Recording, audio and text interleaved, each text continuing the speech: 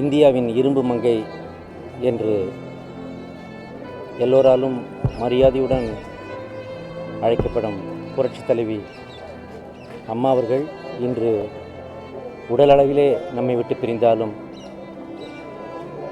அவருடைய ஆன்மா தமிழ்நாட்டு மக்களுக்காக எப்பொழுதுமே பணியாற்றி கொண்டிருக்கும். தமிழ்நாட்டில் உள்ள ஆண்கள் பெண்கள் அனைவருக்குமே துணிச்சலுக்கும் தைரியமான முடிவுகள் எடுப்பதற்கும் தன்னம்பிக்கையோடு எந்த ஒரு சவாலையும் சமாளிப்பதற்கும் ஒரு மிகப்பெரிய தைரியத்தையும் துணிச்சலையும் எல்லோருடைய இதயத்திலும் ஏற்றியது மாண்புமிகு டாக்டர் புரட்சித் தலைவி அம்மா அவர்கள். அவருடைய அந்த அகால பிரிவு என்பது தமிழ்நாட்டையே உலுக்கிவிட்ட ஒரு பேரதிர்ச்சி. இருப்பினும் அவருடைய ஆன்மாவின் சக்தியானது கோடிக்கணக்கான தொண்டர்களையும் ரசிக பெருமக்களையும் வழி நடத்த வேண்டும். இந்த நேரத்தில் தான் நாம் கட்டுக்கோப்போடு நம்முடைய கண்ணியத்தையும் கௌரவத்தையும் கலாச்சார பெருமையும் காப்பாற்றுகின்ற அளவிலே தமிழ்நாட்டு மக்கள் அனைவரும் நடந்து கொள்ள வேண்டும். அமைதியாக அவர்களுக்கு நாம் இரங்கல் செலுத்துவது தான் அந்த புனித ஆத்மாவுக்கு நாம் செய்யக்கூடிய சிறந்த அஞ்சலியாக இருக்க முடியும். தமிழ் திரையுலகத்திலிருந்து இருந்தாலும் மறைந்தாலும் பேர் சொல்ல வேண்டும், இவர் போல யார் என்று ஊர் சொல்ல வேண்டும் என்று புரட்சித் தலைவருக்காக பாடப்பட்ட வரிகளுக்கு ஏற்றவாறு புரட்சித் தலைவர் எம்ஜிஆர் அவர்களின் அடி ஒற்றி ஒரு மாபெரும் ஒரு சரித்திர சாதனை நாயகியாக வாழ்ந்து சென்றிருக்கிறார்கள் புரட்சித் தலைவி அம்மா அவர்கள். அதை எல்லோரும் யோசித்து பார்க்க வேண்டும். அவருடைய திருக்கரங்களால் நான் பலமுறை தமிழ்நாடு அரசின் விருதுகளை வாங்கியிருக்கிறேன். கலைவாணர் விருது முதற்கொண்டு பல விருதுகளை நான் பெற்றிருக்கிறேன். என்னுடைய வாழ்க்கையில் எப்பொழுதெல்லாம் கொஞ்சம் சோகம் கவுகிறதோ அப்பொழுதெல்லாம் அம்மா அவர்களிடமிருந்து எனக்கு ஒரு ஆறுதல் கடிதம் வரும்.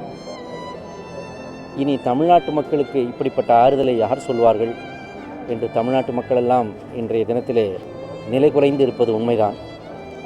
இருப்பினும் காவல்துறையின் மிகச்சிறப்பான ஏற்பாடுகளோடு இந்த இறுதி மரியாதை என்பது மிகவும் ஒழுக்கத்தோடு மிகவும் கண்ணியத்தோடு மிகவும் கௌரவத்தோடு இங்கே நடந்து கொண்டிருக்கிறது.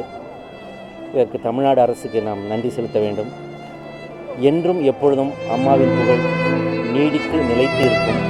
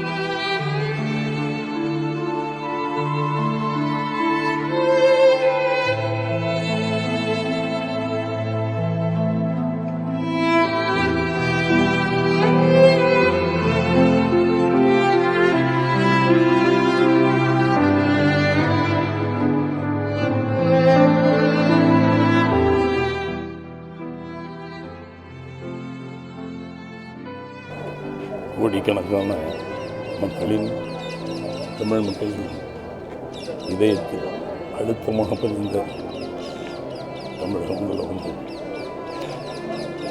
அவர்கள் மறைந்து விட்டார் என்று இன்னும் என்னால் முடியவில்லை. உலக வரலாற்றில் ஆளுமை சக்தியுள்ள எவ்வளவோ பெண்மணிகளுடைய கதைகள் படித்திருப்போம், வரலாறு படித்திருப்போம். இவர்கள் வரலாற்றில் பதிக்க வேண்டிய ஒரு மிகச்சிறந்த ஒரு ஆளுமையுடைய ஒரு பெண் என்று சொல்லலாம். பெண் சிங்கம். இந்த வரைக்கும் யார் வேணாலும் ஆட்சிக்கு வந்திருக்கலாம். பார்க்கின்ற பார்வையிலேயே எல்லாவற்றையும் ஒரு அடக்கி வைத்து மிகச்சிறந்த செயலாற்றினார். தனக்கு எந்த பின்பலனும் இல்லாமல் அரசியல் வாரிசு என்று கூட யாரையும் சொல்லாமல் தனித்துவமாக நின்று போராடி ஜெயித்து மறைந்திருக்கிறார்கள். வரலாற்றில் மிக பதிவு செய்ய வேண்டிய ஒரு பெண் சிங்கம் என்று சொல்லலாம்.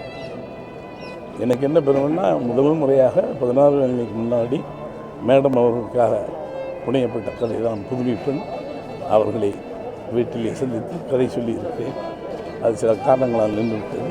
அதற்கு பின்னால் எப்பொழுது பார்த்தாலும் உங்களுடைய மிகப்பெரிய விசிறி, உங்களுடைய படங்களை பலமுறை பார்த்தேன் என்று சொல்வார்கள். அவர்கள் கொடுத்த அந்த ஊக்கம் ஆக்கம் இன்னும் என்னிடம் இருக்கிறது. ஒரு மிகச்சிறந்த தலைவியை, ஒரு கலை அரசியை, ஒரு மேதையை தமிழகம் மட்டுமல்ல உலகத் தமிழர்கள் அத்தனை பேருக்கும் ஏற்பட்ட மிக பெரிய இழப்பு. இதை ஈடு செய்வதற்கு இடமில்லை.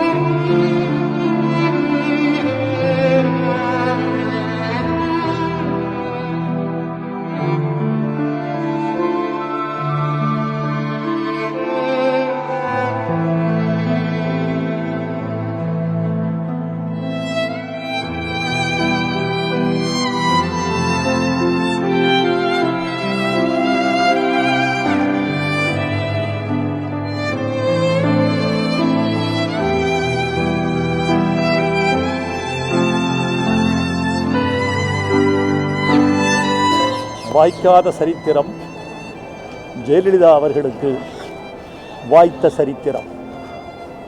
அரசியல் ஆணாதிக்கத்தின் பிடியில் இருக்கிறது என்று சொல்லப்படுகிறது.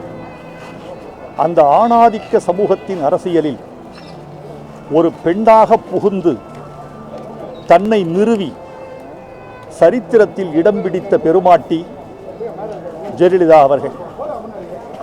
பொது வாழ்க்கைக்கு வருகிற பெண்களுக்கு முதலில் இருக்க வேண்டிய பெருங்குணம் அவமானம் சகித்தல். அந்த அவமானம் சகித்தல் என்ற பெருங்குணம் இல்லாவிட்டால் ஒரு பெண்ணால் பொது வாழ்க்கையில் நின்று வென்று காட்ட இயலாது.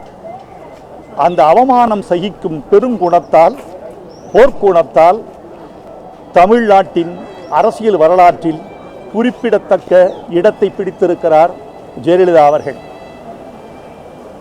அவர் மீது போர்த்தப்பட்டிருந்த தேசிய கொடியை பார்த்தேன்.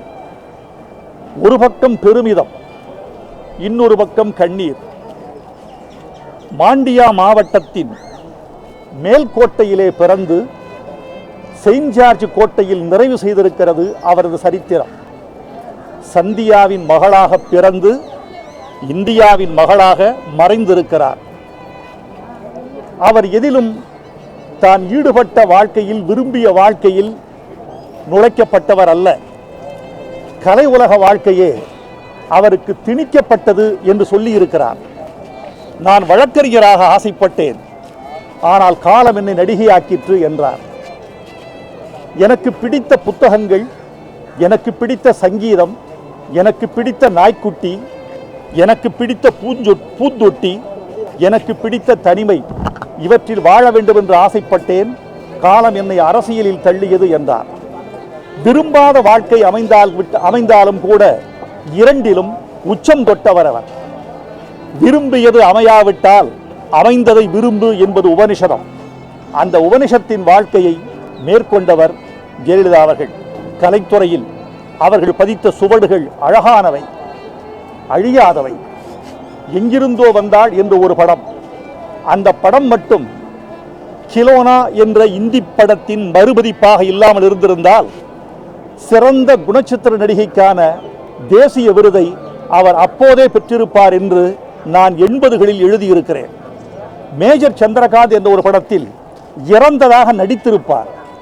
அந்த நடிப்பில் கூட மரணத்தின் சௌந்தரியத்தை தன் உடல் மீது கிடத்தியிருப்பார். அந்த சௌந்தரியத்தை இப்போது அங்கே பார்த்துவிட்டு வருகிறேன். அவருடைய குணம், பிடிவாதமான குணம் என்றும் சொல்லப்படுகிறது, உறுதியான குணம் என்றும் நம்பப்படுகிறது. ஒரு முறை கர்நாடகத்தில் படப்பிடிப்பு நிகழ்ந்து கொண்டிருக்கிறது. கன்னட ஆதரவாளர்கள் வந்து சிறு வன்முறை செய்கிறார்கள். இந்த அம்மையாரை பார்த்து கன்னடம் வாழ்க, தமிழ் ஒழிக என்று சொல்லுங்கள் என்கிறார்கள். இந்த அம்மையார் அந்த வன்முறைக்கு பயந்து பின்வாங்கி விடவில்லை. கன்னடம் வாழ்க என்று சொன்னாலும் சொல்லுவேனே தவிர தமிழ் ஒழிக என்று சொல்லவே மாட்டேன் என்று துணிந்து நின்ற பெண்மணி என்று நான் வாசித்த பொழுது அந்த அம்மையார் மீது இருந்த மதிப்பு எனக்கு கூடிவிட்டது. ஒரு பெரிய கலையோடு கூடிய அரசியல் சரித்திரம் நிறைவுக்கு வந்துவிட்டது. ஜெயலலிதா அவர்கள் தன் போராட்டத்தை முடித்துக் கொண்டு விட்டார். பொது வாழ்க்கையில் அவர் கண்டறிந்த நற்குணங்களும் நற்செயல்களும் தமிழ்நாட்டின் பொது வாழ்க்கையில் தொடர வேண்டும் என்று நான் விரும்புகிறேன். அந்த அம்மையாரின் துணிச்சலை பற்றி நான் சொல்வதை விட முத்தமிழறிஞர் கலைஞர் அவர்கள் ஓர் உரையாடலில் என்னிடம் சொன்னார், துணிச்சலுக்கு பேர் பெற்ற பெண்மணியாகத்தான் ஜெயலலிதா திகழ்கிறார் என்ற ஒரு கருத்தை உரையாடலில் என்னிடம் பதிவு செய்திருக்கிறார் முத்தமிழறிஞர் கலைஞர் அவர்கள். இப்படி சக களத்தில் எதிர் நிற்பவர்களாலும் கூட போற்றப்பட்ட ஒரு பெருமாற்றி தன்னுடைய போராட்டத்தை நிறைவு செய்து விட்டார் என்கிற போது நெஞ்சு விம்முகிறது. அந்த அம்மையாருக்கு என்னுடைய புகழஞ்சலி. அவரை இழந்து வாடும் அன்பர்கள் அனைவருக்கும் என் இரங்கல்.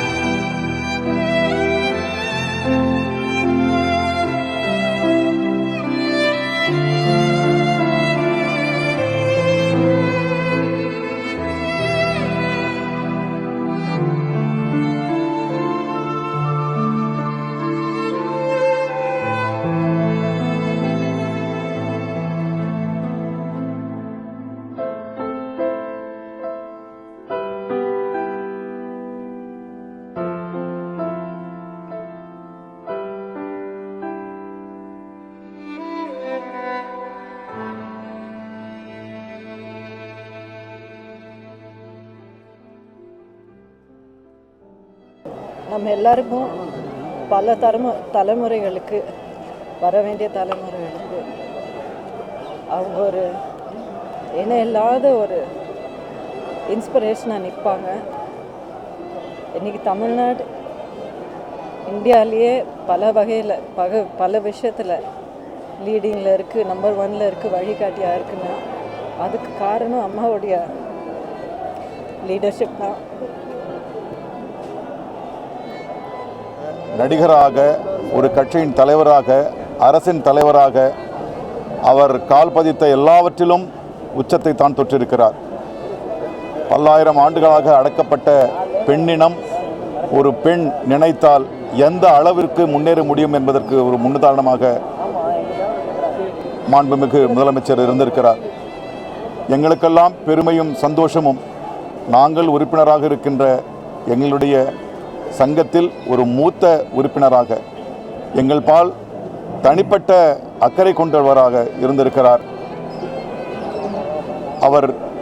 அவருடைய சக்தி, அவருடைய செயல்கள், அவருடைய மனோதைரியம் என்றென்றும் எங்களுக்கு பாடமாக இருந்து எங்களை முன்னெடுத்து செல்லும். அவர் தன்னுடைய சொந்த வாழ்க்கையே கலைக்காக, மக்கள் பணிக்காக அர்ப்பணித்தவர். அதுபோல் எங்களால் ஈடு செய்ய முடியுமா என்று தெரியவில்லை. அவரை இழந்து வாடும் எல்லா அன்பு உள்ளங்களுக்கும் தென்னிந்திய நடிகர் சங்கத்தின் சார்பாக, நடிகர் சமூகத்தின் சார்பாக, திரையுலகத்தின் சார்பாக எங்களுடைய ஆழ்ந்த இரங்கலை நாங்கள் தெரிவித்துக் கொள்கிறோம். எங்கள் முன்னோடி அவர் நடந்த வழியிலே நாங்கள் நடந்து செல்வோம். நன்றி, வணக்கம். உலகத்தில் உள்ள அத்தனை தாய்மார்களுக்கும் அம்மா இன்று நம்மை விட்டு பிரிந்திருக்கிறார். அதாவது எல்லாரும் சொல்லுவாங்க, அயன் லேடி, ஒரு இரும்பு தலைவி. அந்த இரும்பு தலைவியை இன்று இறைவன் எடுத்துக்கொண்டிருக்கின்றான். ஒரே ஒரு வார்த்தை தான் சொல்ல முடியும். ஒரு சிலர் தான் மறைவுக்கு பிறகு வாழ்ந்து கொண்டிருக்கிறார்கள்.